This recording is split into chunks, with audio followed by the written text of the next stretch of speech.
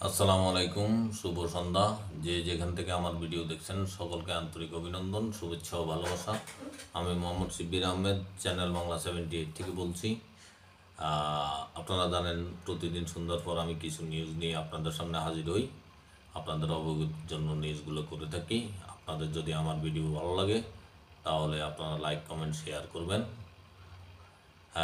মানবজমিনের একটি রিপোর্ট, এখানে বলা হয়েছে দ্য হিন্দুর দাবি হাসিনা স্পিকারের কাছে ক্ষমতা হস্তান্তর করতে চেয়েছিলেন। খবরে বলা হয়, বাংলাদেশের সাবেক প্রধানমন্ত্রী শেখ হাসিনা আগস্টের প্রথম দিকে সংসদের স্পিকার শিরীন শারমিন চৌধুরীর কাছে ক্ষমতা হস্তান্তর পরিকল্পনা করেছিলেন এবং সামরিক বাহিনী পরিস্থিতি স্থিতিশীল করার জন্য লকডাউন নিশ্চিত করার কথা হয় যাতে ক্ষমতা হস্তান্তর করা যায়। এক প্রতিবেদনে দ্য হিন্দু এই তথ্য জানিয়েছে।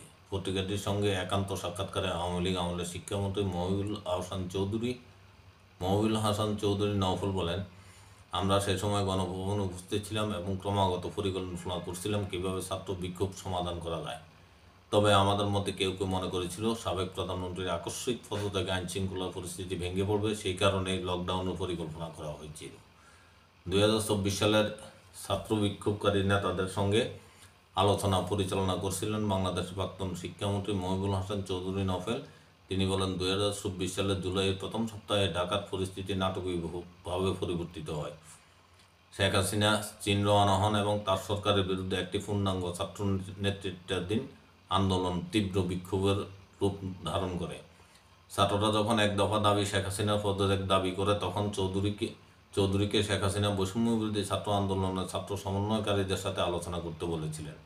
পরে অবশ্য ছাত্র বিক্ষোভ তীব্র থেকে তীব্রতর হয়ে উঠলে চৌধুরী আত্মগোপনে চলে যান। তিনি সাক্ষাৎকারে বলেন, আগামী দিনে ইউনিসেফ নেতৃত্বাধীন অন্তর্বর্তী সরকারের ভবিষ্যৎ নির্ভর করবে মার্কিন যুক্তরাষ্ট্রে আগত ডোনাল্ড ট্রাম্প প্রশাসনের মনোভাবের উপর। তিনি মনে করিয়ে দেন যে বাংলাদেশের নিরাপত্তা স্থিতিকে অন্যান্য সংঘাতপূর্ণ অঞ্চলের, বিশেষ করে পশ্চিম এশিয়ার ঘটনাবলী থেকে বিচ্ছিন্নভাবে দেখা উচিত নয়। তবে তিনি শঙ্কা প্রকাশ করে বলেন, সিরিয়া ও ইরাকের মতো ইসলামিক চরমপন্থীদের জন্য বাংলাদেশ যেন নতুন আবাসে পরিণত না হয়, যেগুলো গত এক দশকে ঘাঁটি হিসেবে কাজ করছিল। হিজবুত তাহরির এবং জামায়াতে ইসলামী বাংলাদেশের মতো চরমপন্থী গোষ্ঠীগুলো সম্প্রসারিত ঘাঁটি সম্পর্কে তিনি সতর্ক করেন। তিনি গত কয়েক মাস ধরে হিজবুত তাহরিরের ক্রমবর্ধমান প্রভাবের দিকে ইঙ্গিত করে বলেন যে এই সংগঠনটি 11 জানুয়ারি বাংলাদেশে একটি ইসলামী রাষ্ট্র প্রতিষ্ঠার আহ্বান জানিয়েছিল। তাই এই জাতীয় দলগুলোকে বিচ্ছিন্নভাবে দেখা উচিত নয়। এরা শুধু এই অঞ্চল নয়, আন্তর্জাতিক ব্যবস্থাকেও প্রভাবিত করতে সক্ষম। এই ছিল রিপোর্ট। ভালো থাকবেন, সুস্থ থাকবেন, নিরাপদে থাকবেন। আসসালামু আলাইকুম।